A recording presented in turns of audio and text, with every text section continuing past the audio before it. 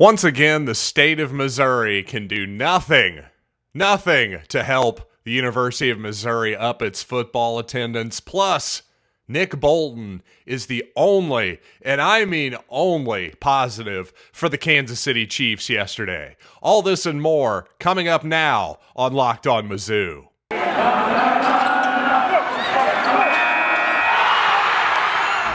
You are Locked On Mizzou, your daily podcast on the Missouri Tigers, part of the Locked On Podcast Network, your team every day.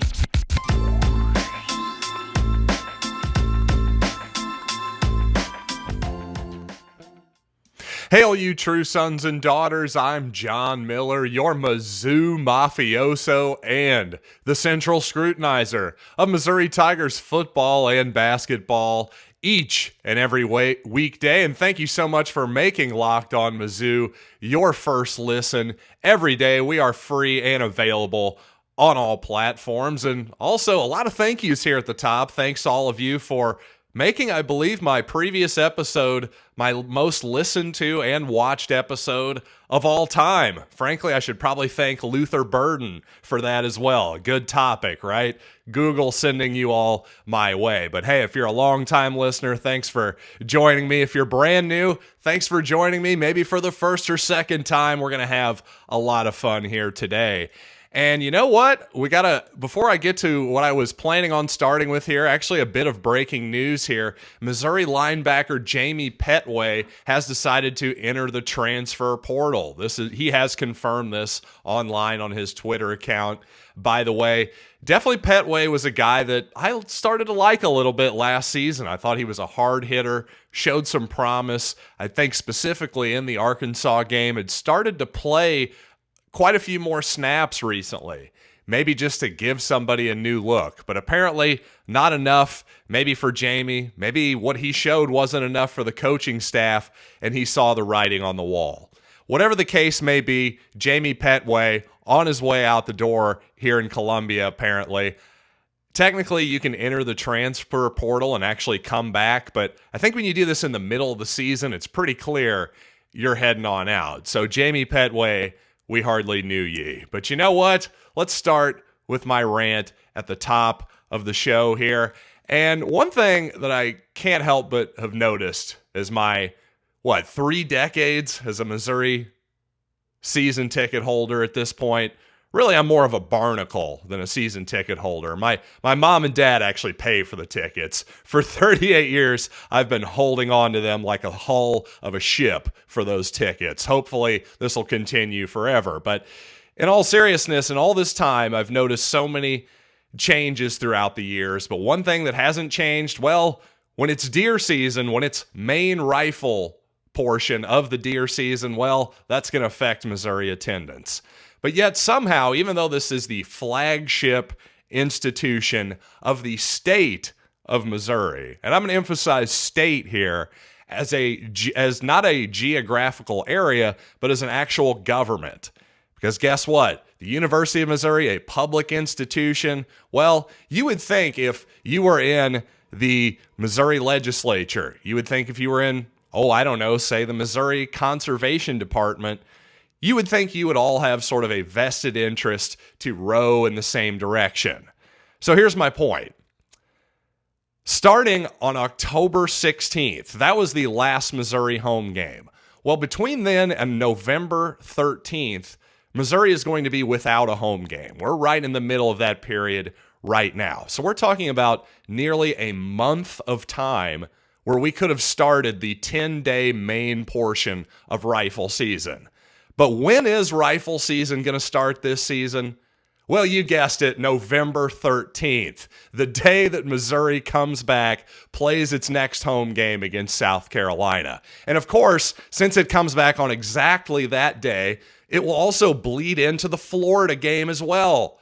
Wow. Thank you so much. Man, I'm glad that the state of Missouri is here to make things so much better for all of us, aren't you? See, here's the thing. You can maybe say, well, John, actually, the government has better things to worry about than Missouri football. Oh, do they? Because when Jay Nixon about, 10, 11 years ago weighed in on Missouri possibly joining the Big Ten, well, it didn't seem like it was too big of a consideration at that moment, did it? Nor when the Missouri legislature has weighed in with its popular name, image, and likeness legislation recently. Well, suddenly it is important now, so don't tell me that Missouri football isn't important. I'm just telling you, they're either not smart enough to care, they don't care, the left hand doesn't know what the right hand is doing, but somehow we've seen fit to put Maine deer rifle season starting exactly when Missouri's last 2 home games are. That is absolutely unbelievable to me. Listen, we're the show me state. Hey, Missouri State, the state of Missouri, the conservation department, all of you people who are in charge, show me that you care. That's all I'm asking. I'm not complaining at Missouri fans right now. I'm saying, show me people who are in charge, our supposed betters, our supposed people, the main elite class of this great state. Well, damn it, show me that you care and put the friggin' deer season when Missouri's on the road. It could have started last weekend. It could be going on right now. What would be the difference? I go by Rockbridge State Park every single day, and I have to veer off the road, off of 163 practically, to avoid deer out there. You're telling me the hunters couldn't find some deer right now? Again, I'm not anti-hunting. I'm not anti-gun. I'm not anything. I just want Missouri football to get its best attendance it possibly can. Does that make me an insane person? Does that make me a raving lunatic? Well, if it's good for this show, fine and dandy, call me what you want. And speaking of things that make me into a raving lunatic, well, here coming up, we're going to talk a little bit about the 2021 Kansas City Chiefs, but mostly about former Missouri linebacker Nick Bolton, who indeed was, honest to God, the only positive of that game if you're a Kansas City Chiefs fan yesterday. But you know what? Before we get there, I got to tell you about one of our great sponsors, and that is Prize Picks. Yes, this is one of my favorite sponsors because these guys make daily fantasy easy. So often, daily fantasy is overwrought with way too many entries, way too many different options. Well, Prize Picks makes it really easy. You drill it all down to one player against the projections. It's as simple as that. Do you think you can beat those projections? Do you have an edge with a Power 5 player, a Missouri player perhaps, or maybe one of those mid-major guys? Well, if you do, go to prizepicks.com today. And when you do, be sure to use the promo code LOCKEDON because then you'll receive a 100% instant deposit match up to $100. Again, to receive that instant deposit match, just use the promo code LOCKEDON. Don't hesitate. Check out prizepicks.com today. Prize Picks is daily fantasy made easy. So for as much as everyone has complained about the Missouri run defense, the Kansas City Chiefs run defense also in this area, well, you can't blame Nick Bolton yesterday. And frankly, Derrick Henry for the Titans didn't do all that much, in large part because of Nick Bolton, a fairly pedestrian game for him. Bolton with a team-high 15 tackles in the Chiefs, well, frankly, disgusting loss to the Tennessee Titans. Also 4 tackles for loss. I believe all of them were on Derrick Henry, too. He had some, listen, when a linebacker shoots the gap and reads the play like Bolton did on multiple occasions, you expect him to bring down a running back one-on-one, but Derrick Henry is not your typical running back, obviously. He's something that, he's like the T-1000 machine that's been sent down from Skynet. He's that unique of a player, but Nick Bolton, not only was he not afraid of Derrick Henry, he was up to the challenge, and it just felt like a breakout game for the young former Missouri Tiger, and a good guy, a really great former Missouri Tiger that obviously Mizzou could use right now desperately. Really, honestly, not only the lone bright spot for the Chiefs, this past week, one of the few bright spots just for Missouri football in general the past couple weeks. So congrats to Nick Bolton. Look forward to following him even more closely during his Chiefs career.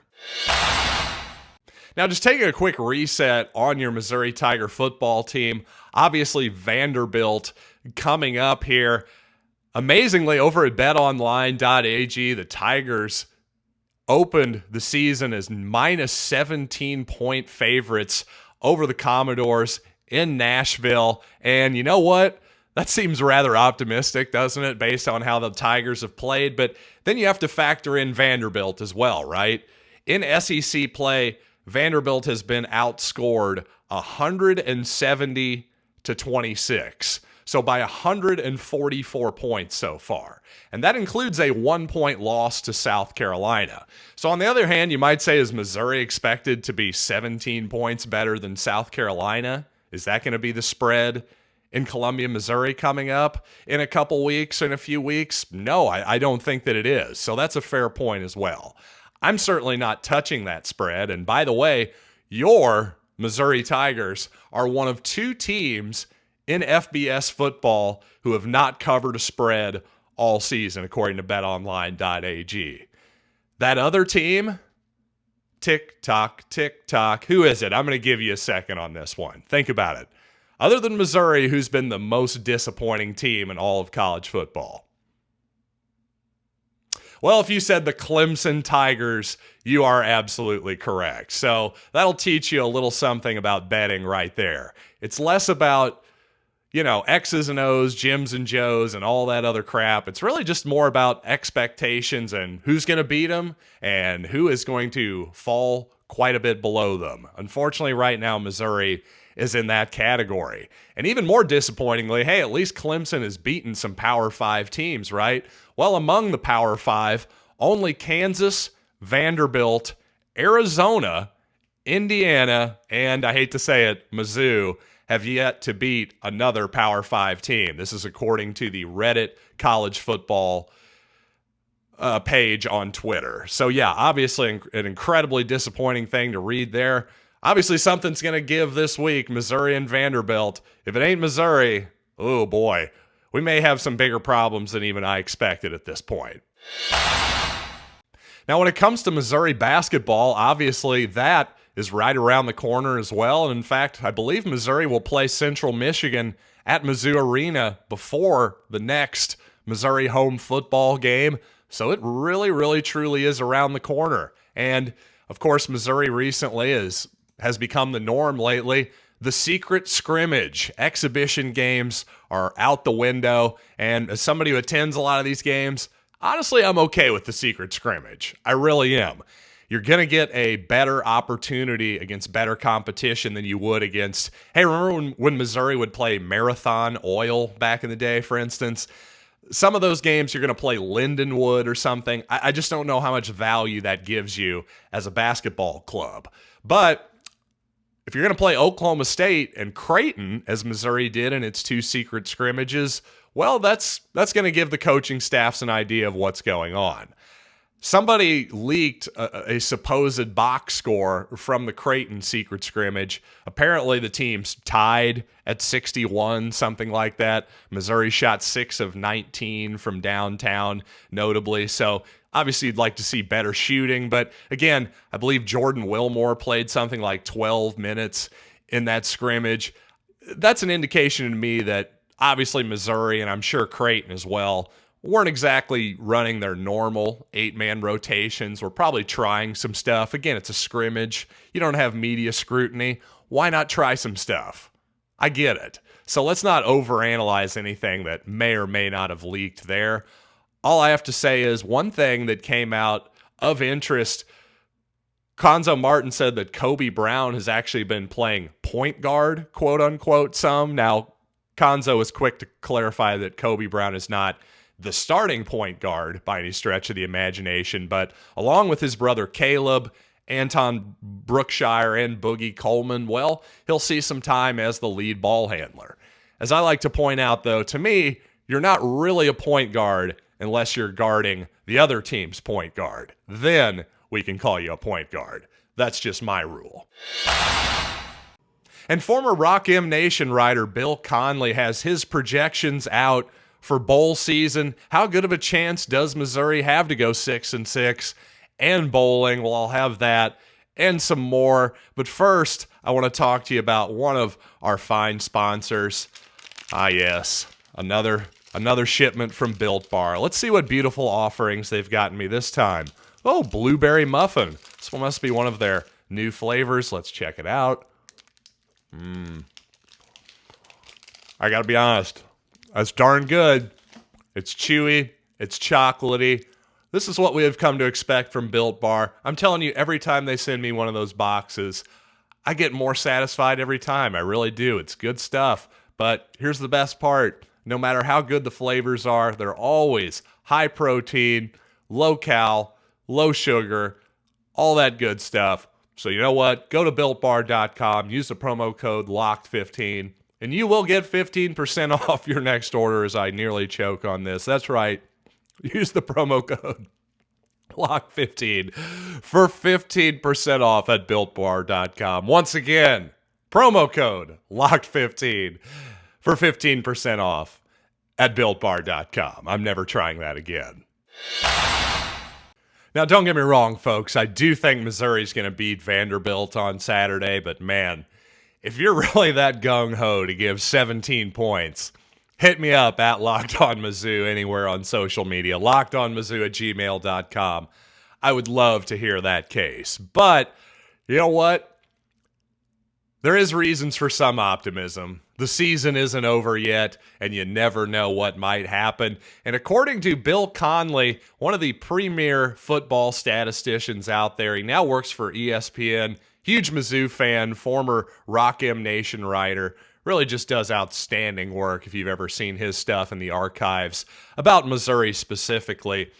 But according to his S&P Plus projections, a 23% chance to go bowling still for Missouri. Well, you lose this Vanderbilt game, I'd say it goes down to about 0, let's be honest. So still an important game for Missouri. Hopefully it's a get right or fix me, as Mike Clay says on the Fantasy Focus podcast. By the way, did you happen to see former Missouri defensive coordinator Ryan Walters for Illinois pulled off a huge upset against against the Penn State Nittany Lions in one of the most ridiculous games in college football history. Of course, with the new overtime rules, now come the third overtime period, well, now there's no more series. Now it's just essentially an alternating two-point conversion situation. So every team gets a shot to go for two. But of course, if you saw the game, you probably know by now it was a comedy of errors that resulted in 9 overtimes. Illinois finally converts at the end, wins the game in Happy Valley. I got to say, as silly as that was, I do think it's a slight improvement over the old overtime rules in some ways. But frankly, I think I could do even better than that. I think just make teams go for two every single time immediately. Let's just take point after touchdowns out of the equation. Frankly, I might even take field goals out of the equation too in overtime. That's something I would think about. Let's just maybe take the kicking game out of it. But certainly, I don't know, the alternating two-point conversion thing, while it was somewhat entertaining, and it was certainly entertaining from a very sick perspective and like a, wow, this is incompetent football perspective at a certain point, still, I think we can do a little bit better than this. On the other hand, I do get tired of the sort of 6-7 overtimes thing where a 13-13 game is suddenly 42-all and it has no basic... The final score has nothing in common with what you saw during regulation. I think there's got to be a happy medium there. So to me, I think the happy medium is just make teams go for two immediately. Let's take the point after kicks off of the board totally. And by the way, another rule change I'd like to see, if we're going to give teams the ball at the 25 for a touchback, how about kickoff out of bounds goes to the 40? Because the 35, a 10-yard penalty, that just doesn't seem like enough of a punishment or a deterrent to me. But you know what? Thank you all for joining me once again here today on Locked On Mizzou. If I were you, thanks for making me your first listen. If I were you, make your second listen Chris Gordy of Locked On SEC for all of your SEC news and notes in under 30 minutes per day. So until next time, I am John Miller, and this has been Locked on Mizzou.